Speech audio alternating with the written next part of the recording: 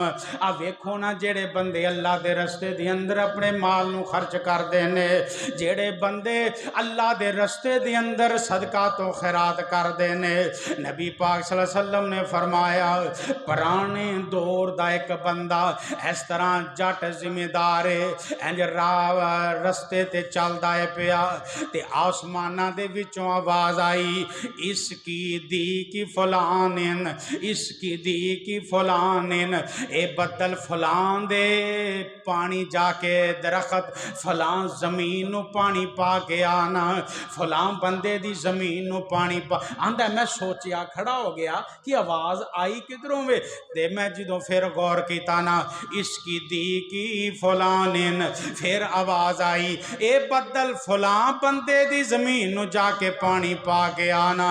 फिर मैनू पूरा यकीन हो गया ये आवाज़ आसमाना दे विचों आई है, बदलों दे विचों एक बदली अलहदा हो जाती है, वो बदलियां जे टुर पैंदी है ये बंदा भी नाल नाल चलदा है जांदा, वो जाके एक जगह ते बरसनी शुरू हो गई, ओदा पानी एक खाले दे विच चला गया, उस खाले चों एक बाग दे अंदर चला गया, ते मैं उस बाग दे अंदर गया ना, एक बंदा जट जिम्मेदार कई उन्हें मोढे ते रखी है, ते मैं पूछया यार तेरा नाम की है, आंदा मेरा नाम है वे, आंदा रब्बे जुल जलाल दी कसम ए नाम मैं आसमाना दे बदलां विचों सुन के आया वां, ए नाम मैं तेरा आसमाना दे बदलों विचों सुन के आया वां। तू केड़ा अमल करदा है जेदी वजह तो आसमाना दे बदलों चों भी तेरी आवाज़ आ रही है।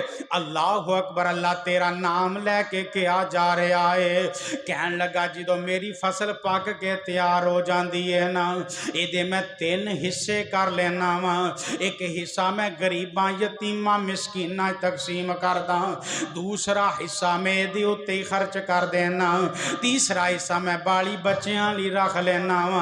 अल्लाह अकबर कबीरा। आंदा यार तू आई गया है, मजे दी गल होर सुन ले, अज तक पानी लाउण दी लोड़ पई नहीं, अल्लाह पिला छड़दा है। सुभान फायदा की है, ओ देन नाल रब दे राह च रब होर दे रहा है, रब फायदा कर रहे है। अल्लाह जो करना ही धोखा फराड, उदों फिर फायदे हो सकते, उदों नुकसान ही होणगे ना।